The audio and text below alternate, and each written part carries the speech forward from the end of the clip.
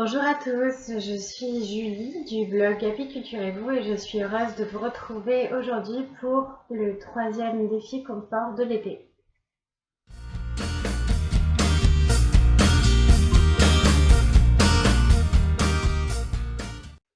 Donc cette semaine, en fait, je vais vous proposer deux défis en un.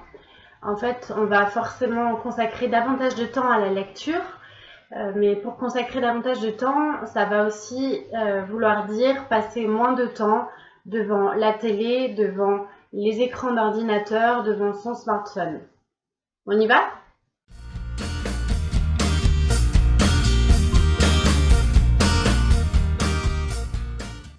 Alors en fait, je vais vous proposer 5 astuces pour pouvoir lire plus facilement tous les jours cette semaine. La première astuce, ça va tout simplement être de consacrer au minimum 10 à 15 minutes par jour.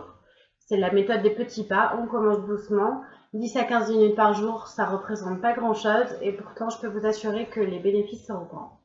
La deuxième astuce, c'est de lire à des heures régulières. Donc à vous de trouver le bon moment, soit le matin au petit déjeuner, le midi en déjeunant, pendant les transports en allant au travail, le soir en rentrant ou avant d'aller se coucher.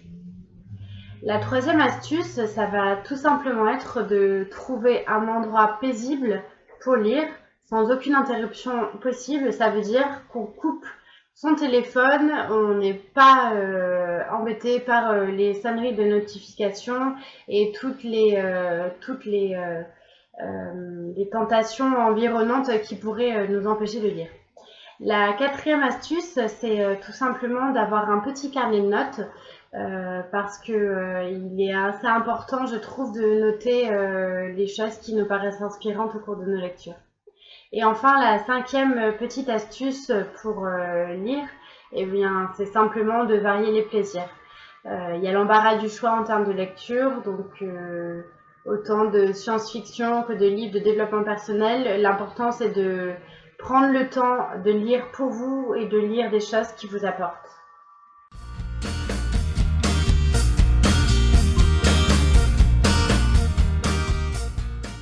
Si vous manquez d'inspiration, je vais vous proposer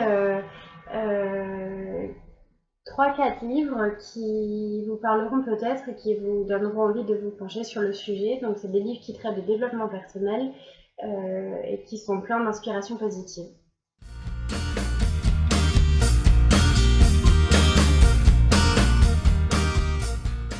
Le premier livre, c'est un livre que je suis en train de lire en ce moment, c'est Le Secret.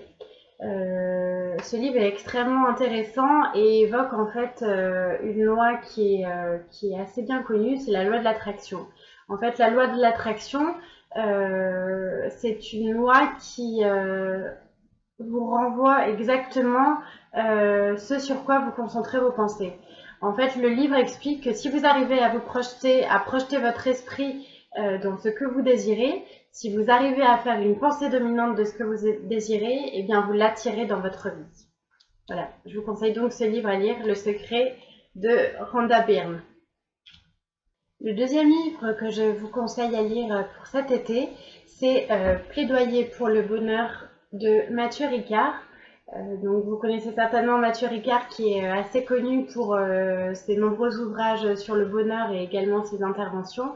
C'est un ancien scientifique qui s'est tourné vers le bouddhisme, qui a été ordonné moine dans les années 80, je crois. Et il a publié donc de nombreux livres sur le sujet. Et en fait, à travers ce bouquin, il se demande si le bonheur existe vraiment et comment on peut l'atteindre. Et ce qui est très intéressant, en fait, c'est qu'avec sa double culture avec le bouddhisme, il a un regard qui est très intéressant et il explique que il faut cesser de chercher le bonheur à tout prix à l'extérieur parce que le bonheur, il est en nous. Voilà, plaidoyer pour le bonheur. Troisième livre que je vous conseille, c'est Tout est en vous, Parole d'Ama. Donc c'est pas un livre qui se lit d'une traite, ça va plutôt être un livre qui se butine. Alors pour la petite histoire, en fait, Ama est connue dans le monde entier pour ces cérémonies qu'on appelle les darshans, qui sont des cérémonies où en fait elle fait des câlins, et elle est célèbre pour son don de l'amour universel. Voilà.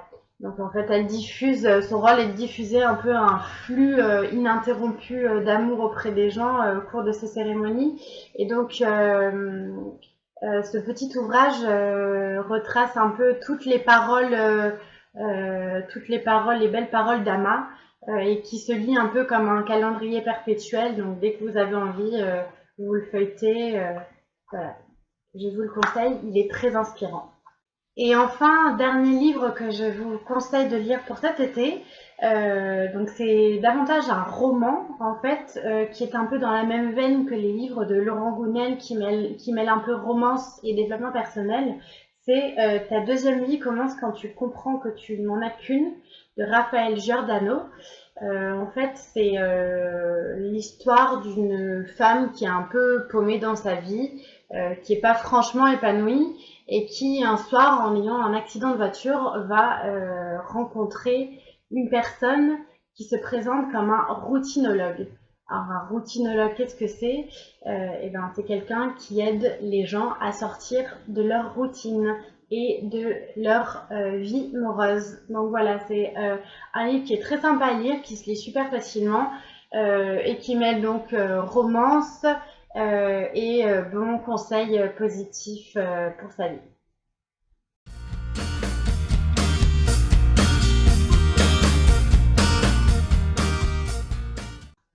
Voilà, j'espère que je vous aurai donné envie de vous pencher un peu plus sur la lecture cet été. N'oubliez pas, on essaie au moins de faire 10 à 15 minutes par jour. Bien évidemment, si vous avez l'habitude de lire beaucoup plus, on y va, 1 heure, 2 heures par jour.